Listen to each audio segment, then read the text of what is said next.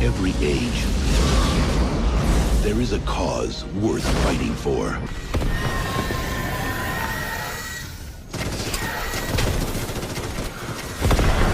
We now have two of Paul Verhoeven's best films as video games, RoboCop Rogue City and now Starship Troopers Extermination. Recently released for console, has been available on PC, on beta, for a very long time. So long, in fact, that Helldivers 2 came out within its early release state. Helldivers 2 is an almost exact game model, and its theme and genre mimic Starship Troopers deliberately. The games sort of go in tandem with their subject matter. I'm talking about the bugs, I'm talking about the politics. I'm going to be discussing what makes this different from Helldivers 2 and which of them is the better game. All of this footage is PlayStation 5. This is an official release on the SSD, and I did start out with quality mode with good intention. There are two adjustments: performance and quality. You get me? We get you, sir!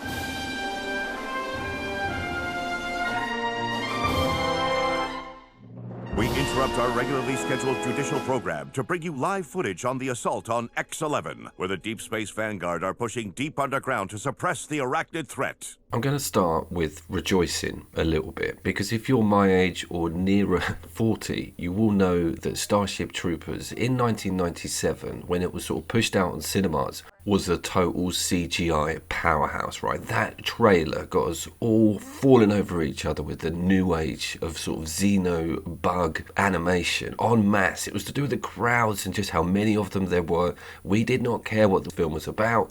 It was all to do with that bug slaughtery. That never happens now, right? You never see something and go, wow, that CGI has just sold me on the film. It was a strange time, and one I'm glad I went through.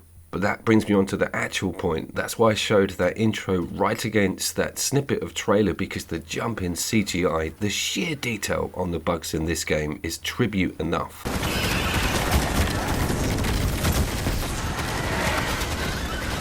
They look and move incredibly well against the original film brackets films. But do they hold up against what is out there currently in the video game market? That one is something that needs to be addressed. AO is secure. Keep the pace, Brimstone 1. Let's reload and push forward. No letting up now.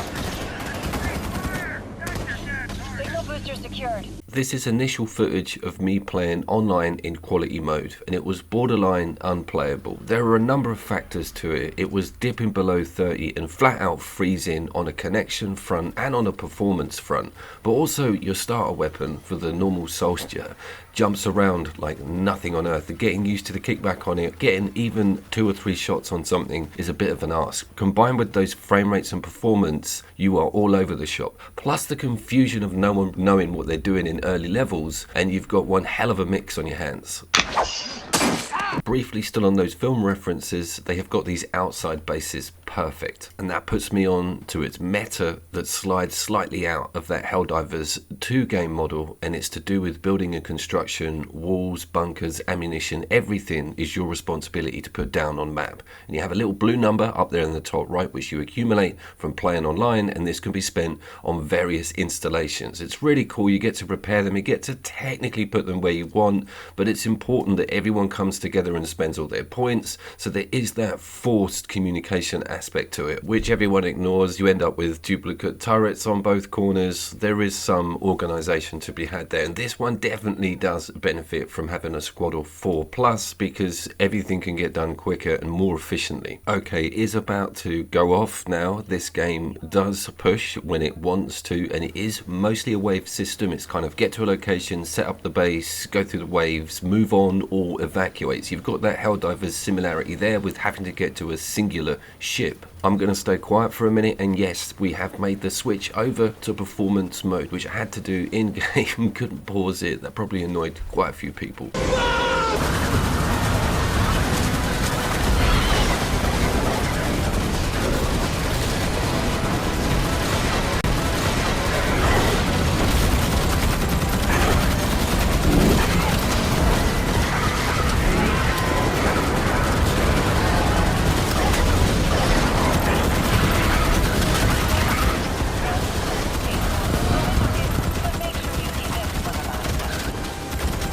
God, damn, yeah, it's like, wow, it's a full-on assault on the senses, and they have done a good job with the variants on the bugs, giving the Tiger ones like loads of cool strengths, and they are spongy with the bullets. There's drones and little quick moving projectile focus Xenos, and those big bulbous blue throw-in massive dudes that we saw from the films, but not the crawlers that came out of that big crater in the original. That, as the classic line it suggests, is something I haven't seen yet, and that goes with the brain bug as well. War! We're going to war! So let's just have a quick look at Helldivers 2 going at it full hammer and tong, so we can just see how that mass performance differs when there's quite a few things on stage. Get some!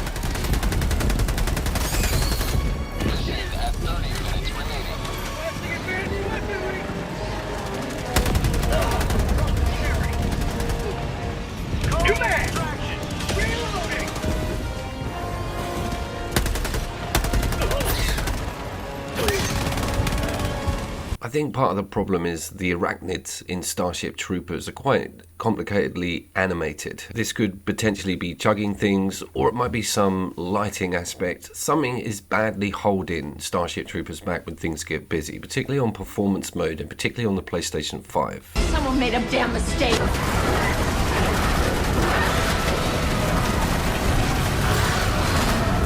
When you spectate on third person, you can see the sort of lack of animated frames on that character. I don't think that appears quite as badly to you when you're running around in game, but it's certainly noticeable when you're cycling through everybody waiting to get revived. So some missions come with one life expendable, others don't. You can be revived by medics or standard people on pitch, so it's pretty cool, but there is no major sort of alarm that someone is down. You have to be quite proactive to be able to see those icons. And there can be anywhere up to 16 people with you at these finale stages on different maps, so it's worth keeping an eye out.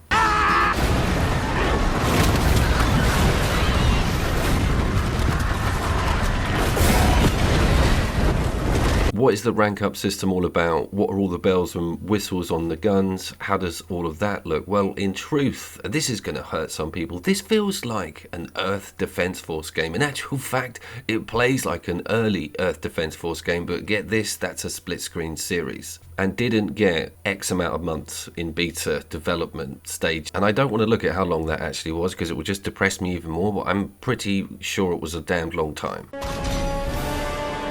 This is me preparing a base before one of the waves comes in. It's like 10 and it just feels quite rinse and repeat a lot of the time, especially if you're on a turret. We'll get to that in a second. But most of the fun is found organising all this and helping everyone else getting everything up and ready before the big onslaught. You might have laid in some cool little paths that you can hide in, or the bunker is always the sort of Alamo right at the end. And very few final waves I've made it through. And bear in mind, I am still in easy and normal with this progression. I do want to also add, this is getting better, this footage, as we get through the video, and it does finale and some pretty awesome fights. But this is what I wanted: amazing draw distance, those cool planets, seeing them come in en masse, just like the film, over the hill, and you've just got to smash down this tidal wave of Xeno, Claw, and Pincer. Incoming!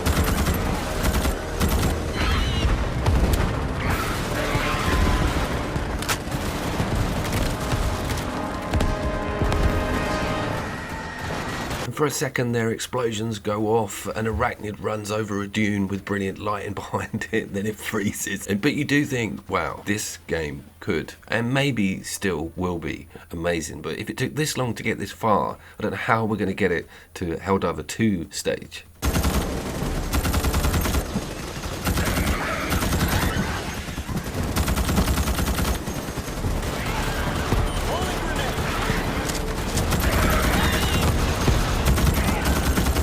The starter class that you get has a siege mode on L1, which is pretty cool. They can't get to you. You've got like a ring of steel that goes around you, and you get a couple of grenades which are just toothless. They're ridiculously weak, and the gun goes to a second edition of it almost immediately. It feels more like an M16. It's a lot more controllable than that starter piece of crap. But it's probably my own fault for not exploring the other ones. One of them's got a jetpack, but you also have to start with quite a direct, almost sniper-like gun, which just seems so useless in these close quarters, hectic situations.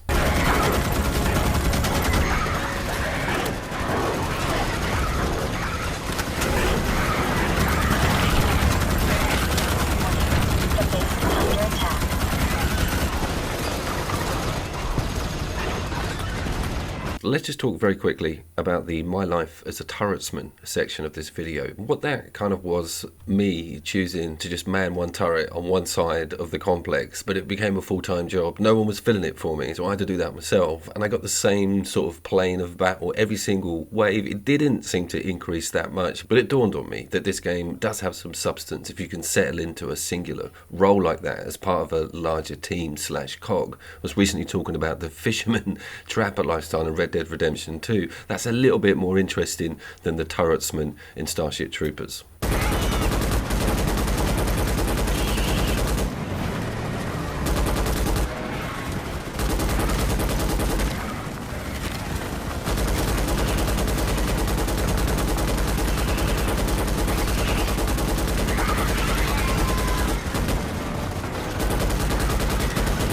The absolutely amazing job done on the persistent bodies needs a mention. I feel that was very important. One of the mainstays of the film's iconic scenes were just piles and piles of the arachnids everywhere. That is definitely a thing, and they've done it spectacularly. The base is under attack in the southern quadrant.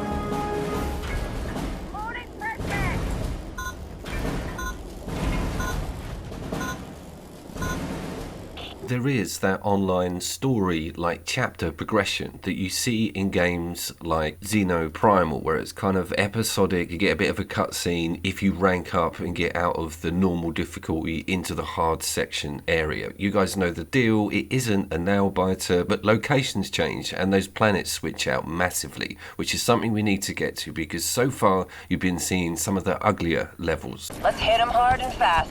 Fire out. That sand, the direct sunlight, the harsh reality of a almost desert-like planet is synonymous with me and the original film. Again, back to the persistence, it's really cool seeing a trail of destruction as you get to the base. I've joined this lobby late, so they're kind of already established. I've just got to help out as best I can and try not to die. That last one may be a bit difficult. But this is what I'm looking for. Beautiful skylines and landscapes that are going to be ruined by thousands of creatures scuttling all over them. Being able to see really far, having that height from the base, them piling up Left 4 Dead style to try and get over the gates. That's one thing you will notice, that certain Xenos don't prioritize you. They want to go after the base or the marker or whatever you're protecting. So that's a cool aspect, that they will try and access to an area you didn't even think about.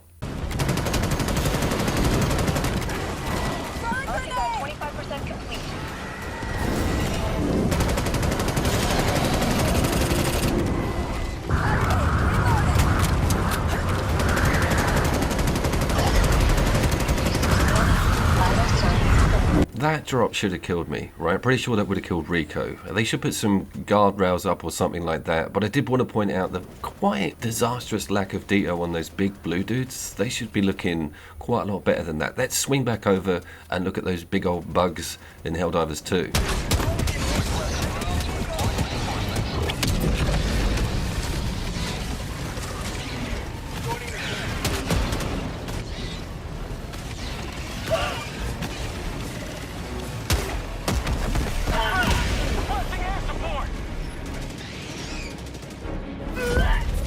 I want to be clear that I don't hate this game, and you might notice me, I keep swinging in and swinging out of whether or not I'm behind the idea and how it actually works, because 60% of the time it's just mucking you around and dropping frames and being janky as hell. But some planets look amazing, and when you rock up first, you get there early enough to establish the base, and it creeps up the waves and makes you almost feel like some sort of awesome campaign. Then you're going to start thinking I'm getting my money's worth. And this is the other issue. The Starship Troopers lore and canon would make an absolutely amazing PvE campaign structure. Squad of 4, we don't have to do this always online. They could be AI controlled, a bit like Alien's Fireteam Elite. I just feel that area would have been so much better. It does feel like an always forced online idea, particularly against Helldivers 2. And I think that might have been just what happened, is they couldn't get it out quick enough. Helldivers 2 came out, beat it to base essentially, and made this look like the weaker game. But it got there first with the idea being an always online, big Horde style bug shooter. But Helldivers 2 does come with a bit more variant on some of those mission types. It may be that things switch up dramatically dramatically when I get to some of the harder areas of the game, but so far it's wave after wave. This is some of the better footage of the game. You've got a cool fire, we've got a cool planet, we're getting pushed along to set up another base. I was having a genuinely good time here. Wasn't falling over too much on the performance. It was kind of perfect.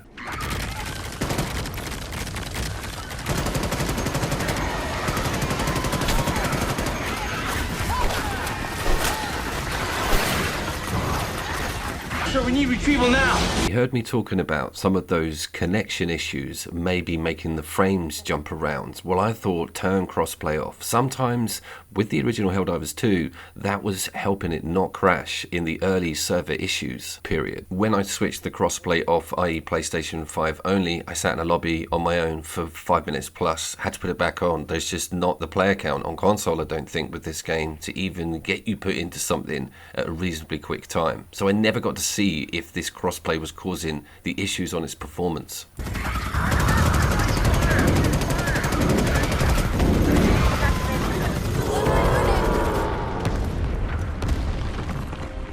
Now there is just one more thing, Helldivers 2, before you try and leave the room. This game, i.e. Starship Troopers Extermination, actually comes with loads of offline single-player content.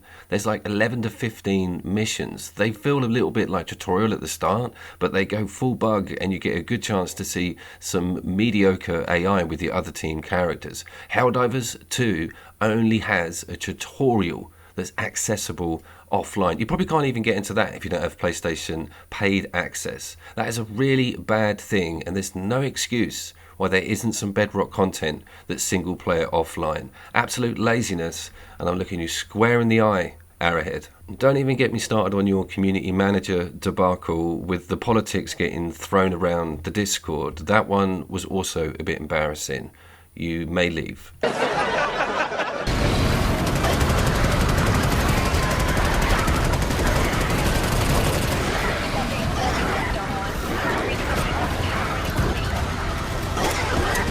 My advice on Starship Troopers Extermination is that this will go on some service somewhere at some point in the future, and this can only get better. I wouldn't slap down full money for it. I was CouchCube. I will see you down there.